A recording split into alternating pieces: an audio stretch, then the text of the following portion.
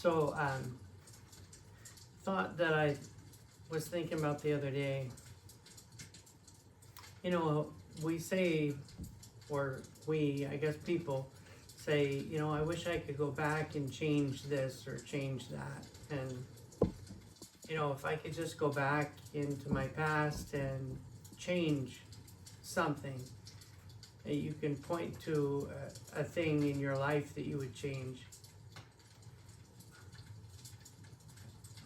But you know, I was talking to one person, and he said, I asked him if he could go back and change anything, what he would change, and he said I wouldn't change anything.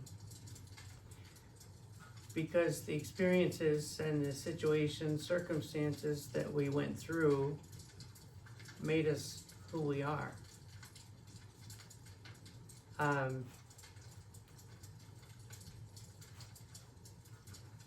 I can also think of a spot where in the Bible a man brought his son to Jesus.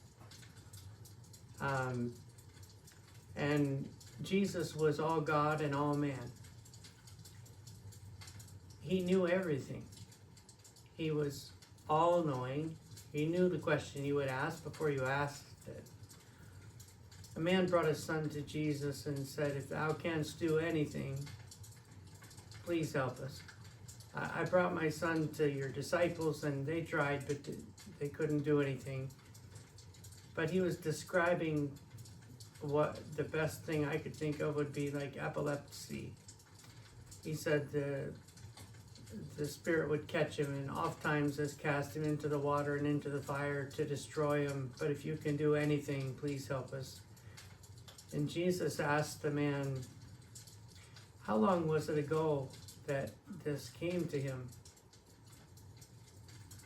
And one preacher said, when Jesus asks a question, you need to ask yourself why. Because he already knew the answer. Why would you want to know how long that this had been happening? But the crowd had gathered round. It was almost like he was asking Dad to testify in the mic. How long? How long has he been like this? Since he was a child. And then Jesus healed the boy. And in between the lines, it kind of paints the picture that Jesus can heal people of things that have tormented them since they were just a little kid. He didn't have to point back to a time in his life that this or that happened and delete it or change it or alter it. He worked with what was there. Even in the beginning of Genesis, you read, in the beginning, God created the heavens and the earth was the earth was without form and void, empty. And darkness was upon the face of the deep. It was empty and there was nothing there. Next verse, the Spirit of God moved. You don't have to have anything going for God to step into your situation and move and bring about a change.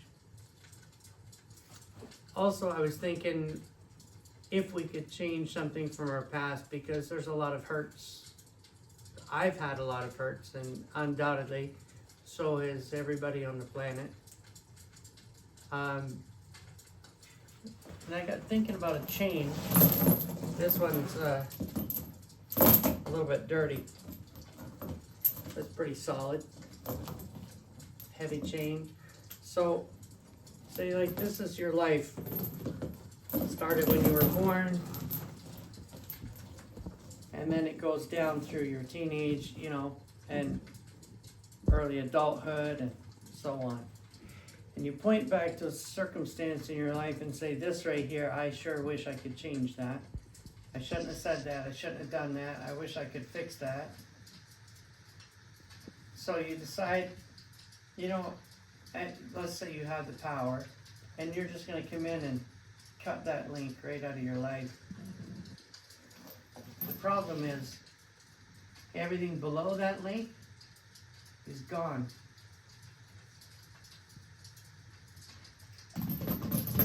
A movie that a lot of people have watched over the years, especially at the Christmas holiday, it's called A Wonderful Life. And it paints a very similar picture. Somebody going through something and seems like a hopeless situation, and they think about what if I ended everything?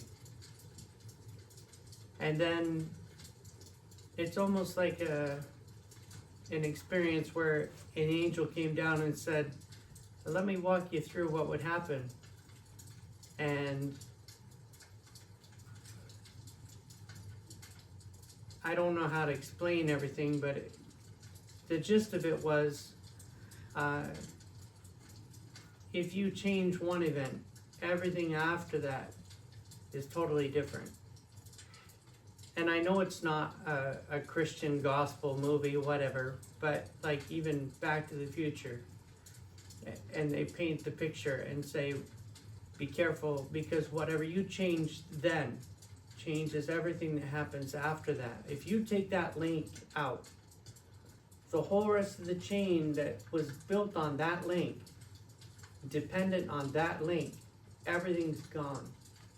Well, if I only hadn't done this, well then you might not live where you live. You might not know who you know. You might not have the children that you have.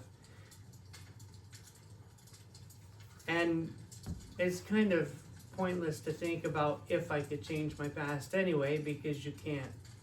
You can't change anything that happened even 10 minutes ago. But today is the first day of the rest of your life. And you can change what happens from now forward. And the Bible says that all things work together for good to them that love the Lord and are the called according to his purpose. Joseph had a lot of things that happened to him that was unfair. Not fair at all, like falling down the proverbial stairs. And every time he landed, it hurt. He was misunderstood when he told his brothers about a dream, and Dad had given him a coat of many colors, and it made his brothers jealous, and everything just seemed to go from bad to worse.